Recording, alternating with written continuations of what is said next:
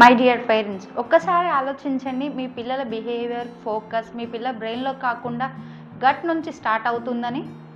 ఇది మీరు నమ్మగలరా? అవును, మీరు తప్పకుండా నమ్మాల్సిందే. మన గట్ బ్రెయిన్ ఎప్పుడూ కనెక్షన్గా ఉంటాయి. దీన్నే గట్ బ్రెయిన్ కనెక్షన్ అంటారు. దీన్ని కలపడానికి ఒక నర్వ్ ఉంటుంది, దాన్నే వేగస్ నర్వ్ అని అంటారు. గట్ నుంచి బ్రెయిన్కి సిగ్నల్ని పంపుతుంది.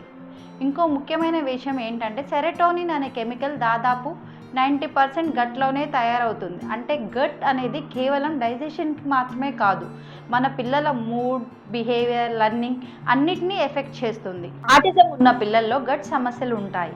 Constipation, loose motions, bloating, food sensitivity. My dear parents, gut imbalance అయితే ఏమవుతుందో మీకు తెలుసా? బ్రెయిన్కి స్ట్రెస్ సిగ్నల్స్ వస్తాయి, ఫోకస్ తగ్గిపోతుంది, బిహేవియర్ అన్ప్రెడిక్టబుల్ అవుతుంది, సెన్సరీ ఇష్యూస్ పెరుగుతాయి. ఇది కొన్నిసార్లు మన బిహేవియర్ ప్రాబ్లం అని అనుకుంటాం, కాదు, పిల్లల డిస్కంఫర్ట్ మాత్రమే.